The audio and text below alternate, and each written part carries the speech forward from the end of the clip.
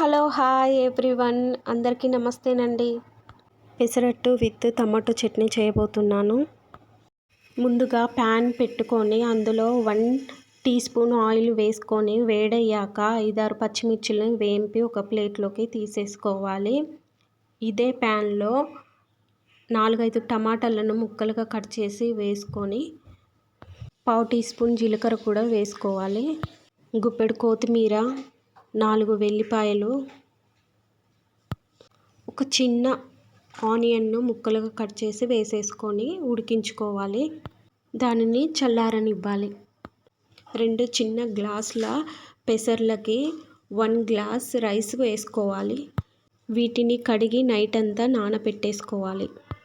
వీటన్నిటిని కొద్దిగా మిక్సీ జార్లో వేసుకొని మిక్సీ పట్టుకోవాలి. ఇలా గ్రైండ్ చేసుకున్న పిండిని వేరొక గిన్నెలో పోసేసుకోవాలి.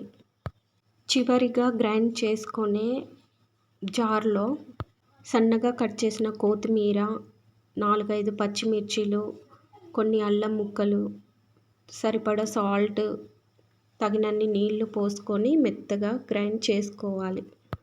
దీనిని ముందుగా పట్టుకున్న పిండిలో వేసేసి మొత్తం బాగా కలిసేటట్టు కలుపుకోవాలి. సాల్ట్ సరిపోయిందో లేదో ఒకసారి చూసుకొని 1/2 గంట సేపు పక్కన పెట్టేసుకోవాలి.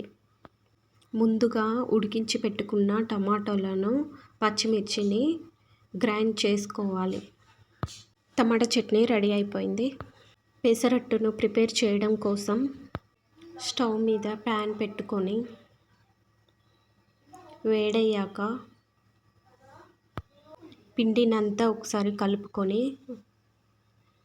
అట్టు వేసేసుకోవాలి.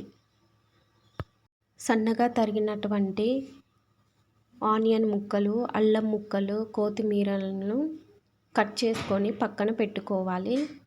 కొద్దిగా ఆయిల్ను ఇలా అట్టుపై వేసేసుకున్నాక ఆనియన్ ముక్కలు, అల్లం ముక్కలు, కొద్దిగా కొత్తిమీరను అట్టుపై ఇలా చల్లేసుకోవాలి. కొద్దిగా జీలకర్ర కూడా వేసుకోవాలి. మంటను మీడియం ఫ్లేమ్లో పెట్టుకొని బాగా కాలనివ్వాలి. అట్టు విరిగిపోకుండా పక్క సైడ్ నుంచి మెల్లగా తీసుకొని వేరొక ప్లేట్లోకి వేసేసుకోవాలి. హెల్తీ అయిన పెసరట్టును మీరు కూడా ట్రై చేయండి.